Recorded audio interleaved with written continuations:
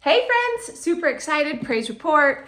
Issue 5 is in the studio, it is alive and well, and we are shipping it out immediately when you order. So grab your subscription. It has a greeting card in it. There's also a pullout from Ellie Pratt where you can cut it out and frame it, which I have back there. Whoops. Yeah, so excited about this issue. And if you decide to get a subscription, please do. We have a sticker sheet that is included with it that has custom stickers from this issue. So make sure to grab a subscription. We will just hit your card when we have an issue out. So it's not a big commitment, but you do get a discount. So while I was away in Florida, I had a shout out to my friend Buffie, who is a Creative Catapult alumni actually, and she is making the Mama Bee Everything Salve, which is amazing. I use it on absolutely everything, but I'll include a link for her product. But she told me about a friend who is connected in the art scene down there, and the Lord was so kind.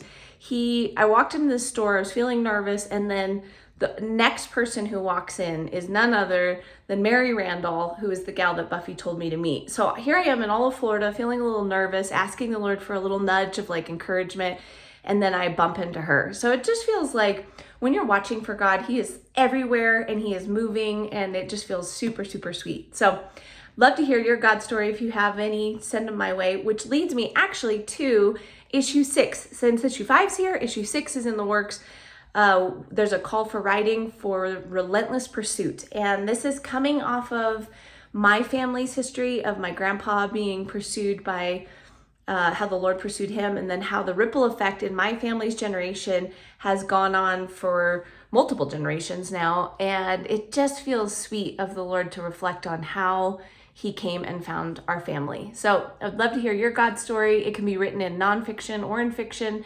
If you have an author friend, would you please share this with them, because we are just looking for different voices to express what God is doing all over the world. So anywho, but while I was away, got to go to a gallery there and bumped into Gretchen Howard's artwork, and I was just like, my breath caught in my chest. It was so beautiful. Her art is whimsical, but yet fine art. Like, it was this beautiful mix of technique and funky.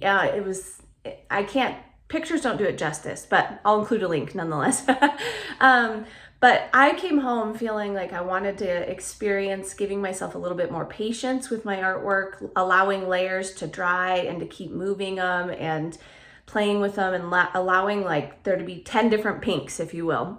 So anyway, I have started a painting and I'm using gouache on it. The base layer has a gouache on it. So if you're not familiar with gouache, it still moves. It's a mix between an acrylic and like a watercolor. So you can work it still after it's dried, but it's not as easy to work as like a watercolor would be after you, after it had set. And it's not clear to like an oil by any means, but anyway, having this as being my base layer is making this painting be really exciting, because it's always changing. It's alive itself, because I'm not really sure what colors are going to move and what colors are going to stop moving and stick.